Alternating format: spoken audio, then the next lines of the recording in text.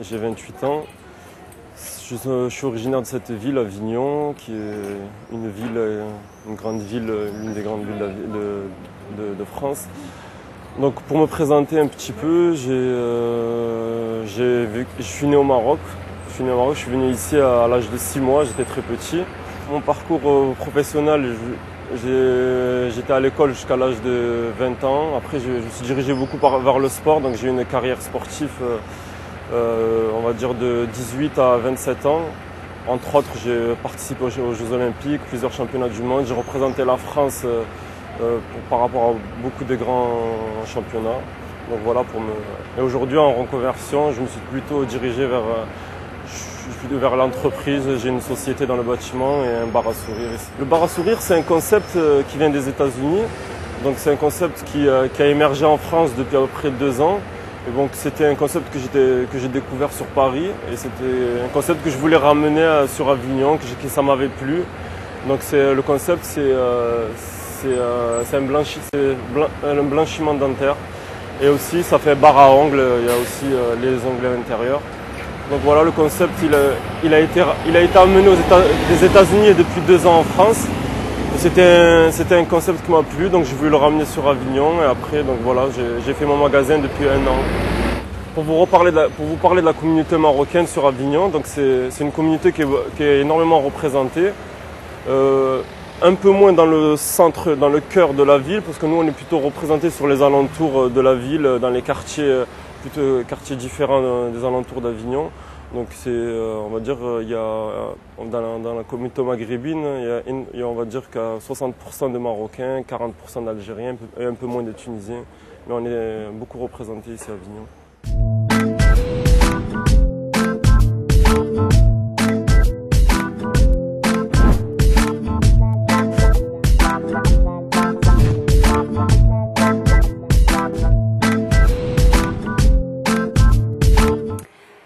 Bonjour, je m'appelle Touria Yemouni, je suis la gérante du magasin.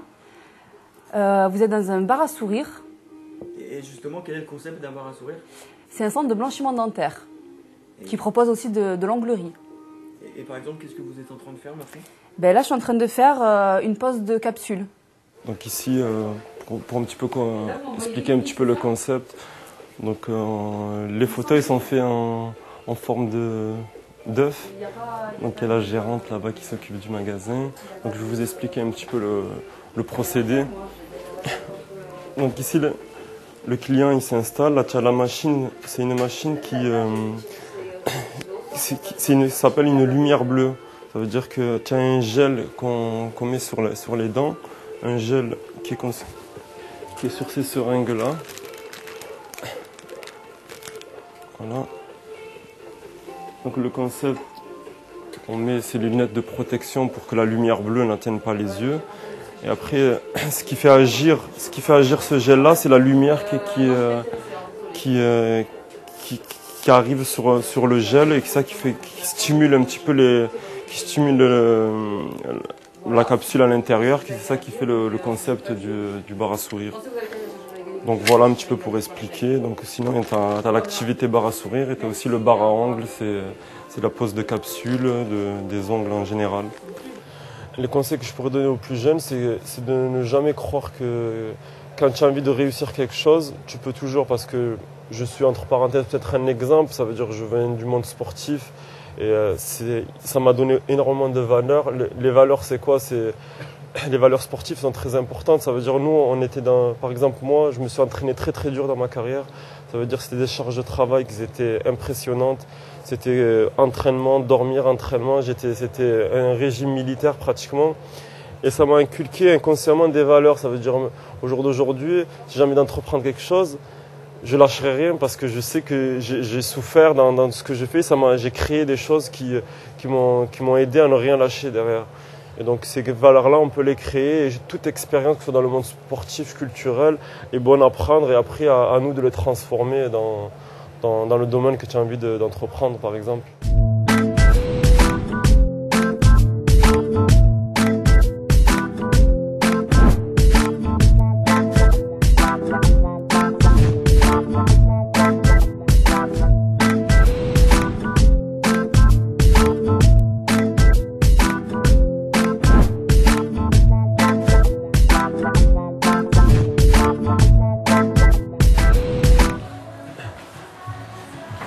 Donc ma société, comme c'est une société multiservice qui est dans toutes les branches du bâtiment, donc à la base, ce local-là, il n'y avait rien à l'intérieur, donc on a dû faire toute la partie électricité, la partie placo, après tu as la partie plomberie, et là après il faudra refaire tout le carrelage et toutes les peintures, terminer toutes les peintures. Donc c'est un chantier qui dure à peu près 3 semaines avec tous les corps de métier qui interviennent au fur et à mesure. Tu as les électriciens, les plombiers, les plaquistes, donc voilà. Je m'appelle Yemouni Zakaria, donc je suis le petit frère à Mounir, Yemouni qui est mon patron. Et je travaille avec lui parce que voilà, c'est quelqu'un qui est ambitieux, qui en veut. Voilà, je suis là, je travaille avec lui. Et voilà quoi. Donc le chantier, en fait, on a tout refait, on est en cours. On est en train de refaire le carrelage. Donc on a fait tout ce qui est un peu électricité, le placo, la peinture. Donc dès qu'on aura fini le carrelage, on va attaquer la peinture. On va remettre une bonne couche pour que ça soit nickel. Et voilà quoi. En fait on a tout refait pratiquement.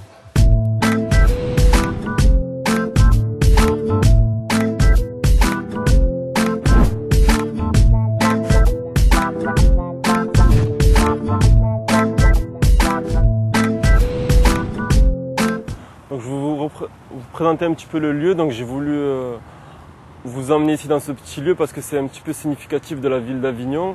Donc la ville d'Avignon, elle est connue pour, on va dire, sa chanson Le Pont d'Avignon, avec le Pont d'Avignon qui est juste là, juste à côté.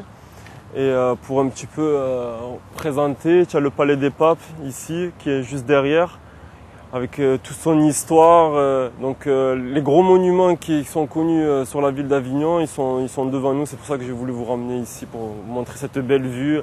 Et maintenant, c'est représentatif de la ville d'Avignon. Donc moi, je suis originaire du Maroc, du nord du Maroc, donc une petite ville qui s'appelle Berkane. Donc je suis né au Maroc. C'est vrai, je suis venu très jeune, j'avais à peine 1 an, même pas 1 an. Et les liens, ils ont été forts avec le Maroc. Donc depuis que je suis petit, j'ai tout le temps été, tous les années, j'étais au Maroc, aller voir ma famille, jusqu'à l'âge de, on va dire 15 ans, là où j'ai commencé ma carrière sportive, où j'ai pas pu trop aller l'été parce que c'est là où j'avais mes grands championnats. Donc j'avais un peu moins du mal, mais j'allais dans d'autres périodes, ça veut dire pour aller me préparer au Maroc. J'ai tout le temps gardé ce lien avec le Maroc, avec ma famille. Quand j'ai commencé ma carrière, après c'était plutôt le Maroc lui-même, ça veut dire que j'allais me préparer là-bas parce que j'avais beaucoup d'athlètes marocains que je connais, avec qui je m'entraînais. Tu avais des très bonnes conditions pour l'entraînement, tu avais l'altitude à Ifrane qui était très, très bon pour les athlètes. Et aussi le centre Rabat au Maroc où j'allais m'entraîner souvent.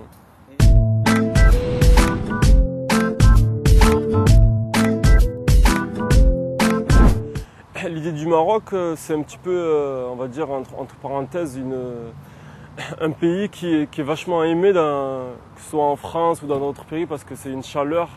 Et donc un petit peu, nous on est un petit peu les ambassadeurs du Maroc à l'étranger. Et c'est vrai qu'on a une très bonne image, que ce soit en France et dans notre pays, car c'est un pays chaleureux et que moi j'apprécie beaucoup. D'ailleurs, je coupe jamais mes liens avec mes origines.